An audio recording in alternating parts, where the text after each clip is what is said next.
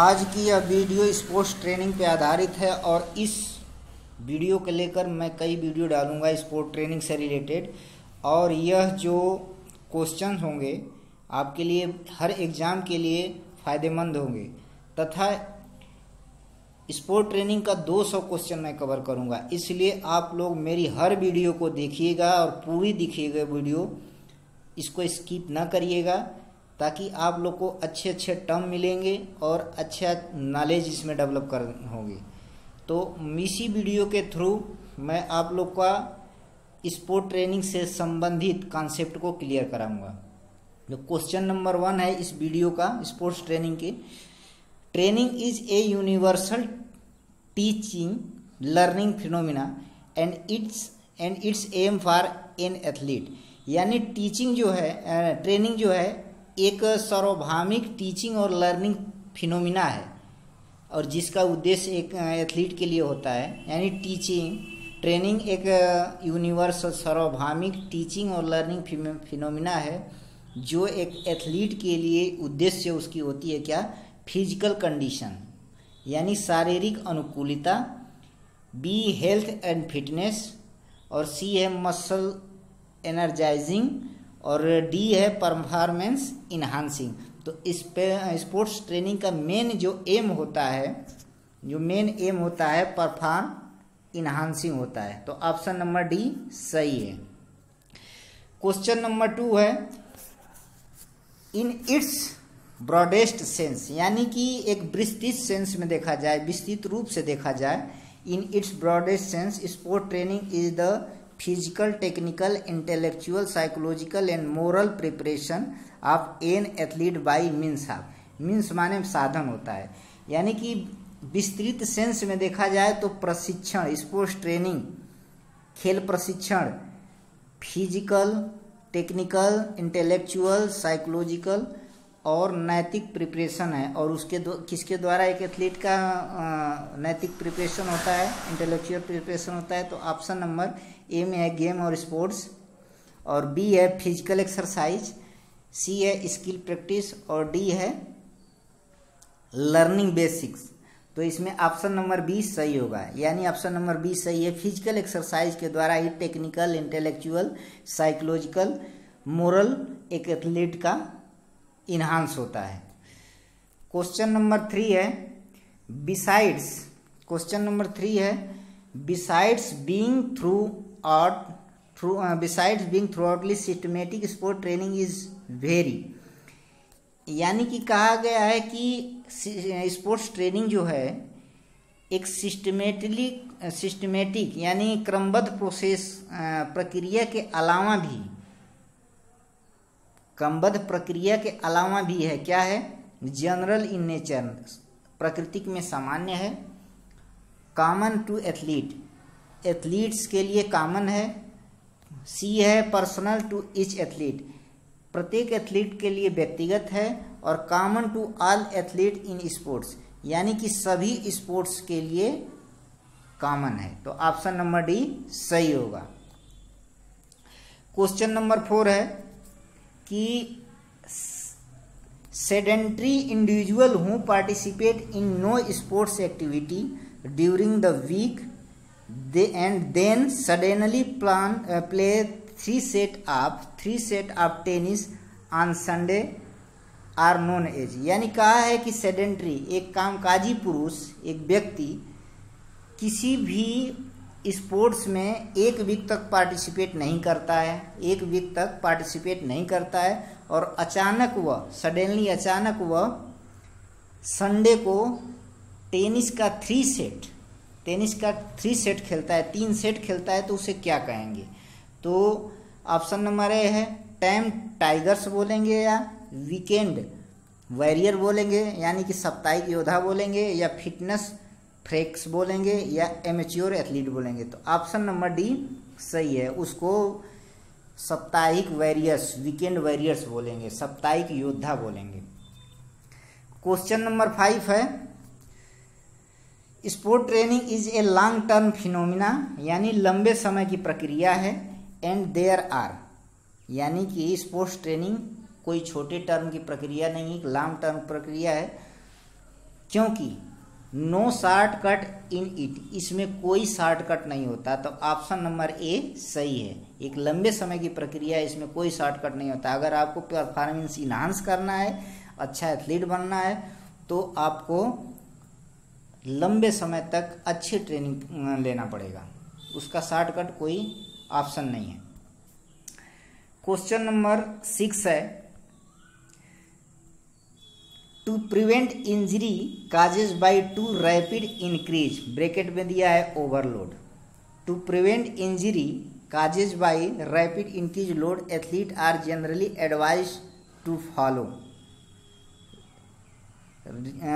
यानी कि कहा है कि इंजरी से बचाव के लिए, चोट से बचाव के लिए एथलीट को सामान्य रूप से एडवाइस फॉलो करना चाहिए।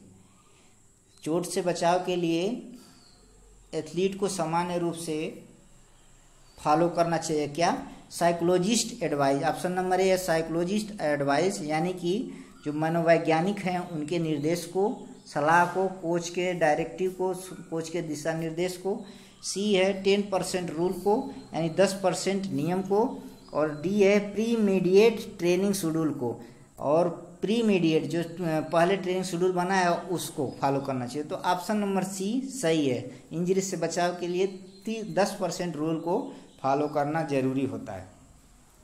क्वेश्चन नंबर 7 है, the growing number of overuse injury, the growing number of overuse injury in sports closely related to. कहा है कि स्पोर्ट्स में जो ओवरयूज इंजरी ग्रो कर रही हैं, ज़्यादा से ज़्यादा हो रही हैं, वह किससे संबंधित हैं? Closely, highly related, closely related किससे हैं? स्पोर्ट्स में जितना भी ओवरयूज इंजरी की संख्या बढ़ रही है वो किससे रिलेटेड है? Closely rise of young specialist, यानी कि युवा विशेषज्ञ का उदय। बी है राइगोरस यानी कि कठोर ट्रेनिंग नियम। और सी है स्टीपली राइजिंग कम्पिटिटिव स्ट्रेस, यानी तेजी से प्रतियोगितात्मक तनाव का उदय। और डाइवर्जेंट प्रैक्टिस कंडीशन, भिन्न अभ्यास परिस्थिति। तो इसमें ऑप्शन नंबर ए सही है, राइज ऑफ यंग स्पेशलिस्ट, यानी कि विशेषज्ञ, यंग विशेषज्ञ का उदय। इसीलिए ओवरयूज इंजरी का ज़्यादा चांसेस बढ़ रहा है। तो ओवरयूज इंजरी क्या होती है कि स्ट्रेस, यानी कि बार बार लोड को जब हम बढ़ाते हैं, लोड एक ही चीज़ लोड देते जाते हैं और उस पर जब रेस्ट नहीं करते हैं, तो जब उस कारण जब इंजरी होती है तो उसको ओवरयूज इंजरी बोलते हैं। क्वेश्चन नंबर 8 है, एज ए जनरल रूल, जैसा कि एक सामान्य नियम, as a general rule children should not train more than, यानी जैसा एक सामान्य नियम कहता है कि चिल्ड्रेन को इससे ज़्यादा ट्रेनिंग नहीं देना चाहिए। जैसा कि एक सामान्य नियम कहता है कि चिल्ड्रेन को, एक बच्चे को इससे ज़्यादा ट्रेनिंग नहीं देना चाहिए। तो क्या है? ऑप्शन नंबर ए है 10 to 16 hour in a week, यानी 10 से 16 घंटे एक सप्ताह में। बी है 12 to 18 hour in a week. और सी है 16 to 22 hour in a week. और डी है 18 to 24 आवर ए वीक। यानी कि अगर आप बच्चे को पर डे 4 घंटे, यानी 4 घंटे की अगर ट्रेनिंग दे रहे हैं, 2 घंटे सुबह 2 घंटे शाम को, तो 6 डे की ट्रेनिंग में आपका 18 से 24 आवर आएगा, यानी 24। तो ऑप्शन नंबर डी सही है। क्वेश्चन नंबर 9 है, the best way to condition the cardiovascular system for athlete performance is to engage, यानी कि एथलीट कार्डियोवास्कुलर सिस्टम को कंडीशन में लाने के लिए, कार्डियोवास्कुलर सिस्टम को एक अनुकूलन परिस्थिति में लाने के लिए बेस्ट तरीका कौन सा है और एथलीट उसको किस एक्टिविटी में इंगेज होता है?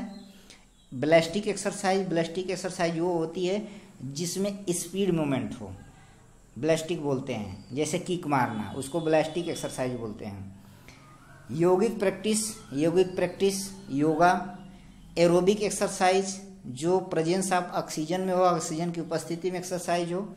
Anaerobic workout absence of oxygen, तो ऑक्सीजन की अनुपस्थिति में जो हो उसको एनारोबिक एक्सरसाइज बोलते हैं। तो कार्डियोवास्कुलर सिस्टम के लिए एरोबिक एक्सरसाइज सबसे बेस्ट होती है, जिससे हमारा हार्ट का ventricle part, left ventricle part increase होता है। क्वेश्चन नंबर 10 है, to help you improve your abdominal strength, so vital for preventing lower back pain, expert often put you to do. यानी कि अपने एब्डोमिनल स्ट्रेंथ को improve करने तथा lower back pen से बचने के लिए एक्सपर्ट एक सलाह देते हैं आपको करने के लिए, क्या? Situps, pullups, pushup, run ups, यानी सीटअप्स। ऑप्शन नंबर ए सही है। क्वेश्चन नंबर 11 है, which of the following is no objective of the sports training. निम्नलिखित में से स्पोर्ट्स ट्रेनिंग का उद्देश्य नहीं है। निम्नलिखित में से स्पोर्ट्स ट्रेनिंग का उद्देश्य नहीं है। तो ये 4 दिए हैं, 4 में से एक ऐसा होगा कि उसका उद्देश्य नहीं होगा, 3 उद्देश्य होंगे। ऑप्शन नंबर ए है, to accelerate athletes growth and development process, यानी कि एथलीट की वृद्धि और विकास प्रक्रिया को एक्सेलरेट करना, ये है। बी है, to make athlete dream only winning, केवल एथलीट की विजेता स्वप्न को पूरा करना। और सी है, to bring about change in athlete attitude, habit and behaviour, यानी एथलीट के एटीट्यूड, हैबिट और बिहेवियर को चेंज करना। To make the athlete highly skilful technical and tactical, यानी एथलीट को हाईली उच्च स्तर पर स्किलफुल टेक्निकली और टैक्टिकली बनाना। तो इसमें ऑप्शन नंबर बी जो है ये सही है, यही नहीं होगा इसका objective, to make athlete dream about winning only. तो ऑप्शन नंबर बी सही है। क्वेश्चन नंबर 12 है, with more and more specialized creeping in sports field, greater emphasis is being placed on making sports training highly, यानी कहा है कि खेल के क्षेत्र में अधिक से अधिक स्पेशलाइजेशन, खेल के क्षेत्र में अधिक से अधिक स्पेशलाइजेशन के थ्रू देखा जाए तो ग्रेटर रूप से, अधिकतर रूप से स्पोर्ट ट्रेनिंग जोर देती है, प्लेस करने के लिए किस पे जोर देती है? ऑब्जेक्टिव स्पेसिफिक, यानी कि उद्देश्य विशेष, सिचुएशन परिस्थिति विशेष, और प्रतियोगितात्मक विशेष और इवेंट विशेष। तो ऑप्शन नंबर डी सही है। यानी कि स्पोर्ट्स ट्रेनिंग हाईली जो इम्फेसाइज करती है, जोर देती है, वह इवेंट विशेष पे ही देती है। स्पेशलाइजेशन के क्षेत्र में ज़्यादातर स्पोर्ट्स ट्रेनिंग इम्फेसाइज जो करती है इवेंट स्पेसिफिक, यानी इवेंट स्पेसिफिक विशेष पे ही जोर देती है। तो ये क्वेश्चन जो 12 नंबर क्वेश्चन है 2017 केंद्रीय विद्यालय में आ चुका है, और यह क्वेश्चन बहुत अच्छा क्वेश्चन था। उस समय बहुत लोग गलत भी कर दिए थे, तो इसमें ऑप्शन नंबर डी सही है। क्वेश्चन नंबर 13 है, a simple stretching programme is one of the best device, यानी कि एक सिंपल स्ट्रेचिंग कार्यक्रम जो है एक बेस्ट डिवाइस है। एक सिंपल स्ट्रेचिंग जो प्रोग्राम है एक बेस्ट डिवाइस है। क्या है? टोन योर मसल्स, यानी आपकी मसल्स को तनाव, टोन योर मसल्स तनाव, keep you flexible as long as possible, जितना दिन तक संभव, लंबे समय तक संभव उतना आप अपने को फ्लेक्सिबल रखें। इम्प्रूव न्यूरोमस्कुलर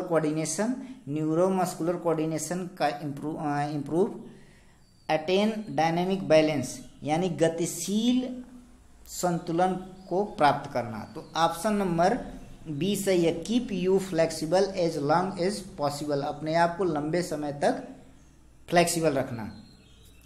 क्वेश्चन नंबर 14 है, what can help sports person to optimise his या her physical and psychological development directly related to performance, यानी कि परफॉर्मेंस से संबंधित